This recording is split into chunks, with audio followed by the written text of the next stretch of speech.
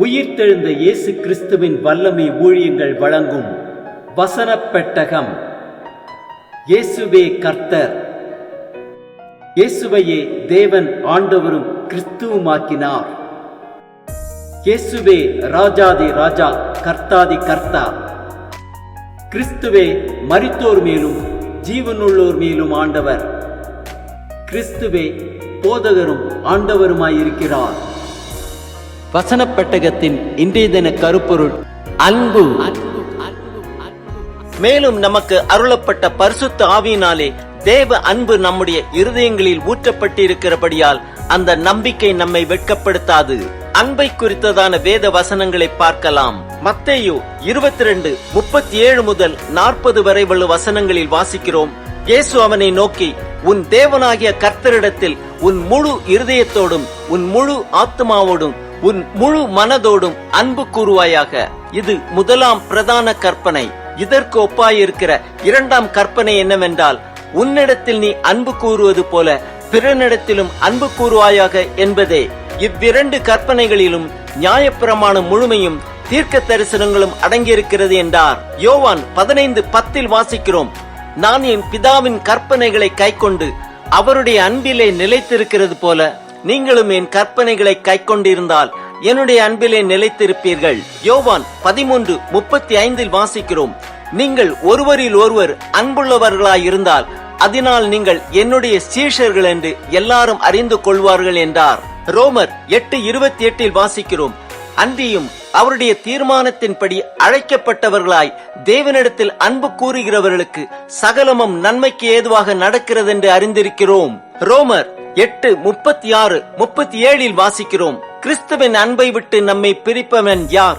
உபத்திரவமோ, வியாகுலமோ, துன்பமோ, பசியோ, நிர்வாணமோ, நாச மோசமோ, பட்டயமோ, இவை எல்லாவற்றிலேயும் நாம் நம்மில் அன்பு கூறுகிறவராலே முற்றும் ஜெயம் கொள்ளுகிறவர்களாய் இருக்கிறோமே.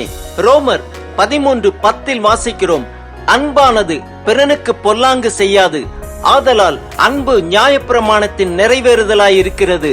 2 கொரிந்தியர் 5:14-15 வாசிக்கிறோம், கிறிஸ்துவனுடைய அன்பு எங்களை நெருக்கி ஏவுகிறது.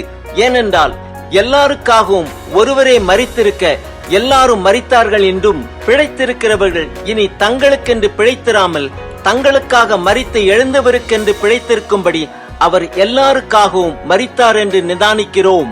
எபேசியர் 2:4-5 வாசிக்கிறோம், தேவனோ இரக்கத்தில் ஐஸ்வர்யமுள்ளவராய் நம்மில் அன்பு கூர்ந்த தம்முடைய மிகுந்த அன்பினாலே அக்கிரமங்களில் மரித்தவர்களாயிருந்த நம்மை கிறிஸ்துவுடனே கூட உயிர்ப்பித்தார். கிருபையினாலே ரட்சிக்கப்பட்டீர்கள். 1 பேதுரு 1:22 வாசிக்கிறோம், ஆகையால் நீங்கள் மாயமற்ற சகோதர சிநேகம் உள்ளவர்களாகும்படி ஆவியினாலே சத்தியத்திற்கு கீழ்ப்படிந்து உங்கள் ஆத்துமாக்களை சுத்தமாக்கி கொண்டவர்களுமாயிருக்கிறபடியால் சுத்த இருதயத்தோட ஒருவரில் ஒருவர் ஊக்கமாய் அன்பு கூறுங்கள். 1 யோவான் 4:9 வாசிக்கிறோம், தம்முடைய ஒரே பேரான குமாரனாலே நாம் பிழைக்கும்படிக்கு தேவன் அவரை இவ்வுலகத்திலே அனுப்பினதினால் தேவன் நம்மேல் வைத்த அன்பு வெளிப்பட்டது. 1 யோவான் 3:16 வாசிக்கிறோம், அவர் தம்முடைய ஜீவனை நமக்காக கொடுத்ததினாலே அன்பு இன்னதென்று அறிந்திருக்கிறோம்.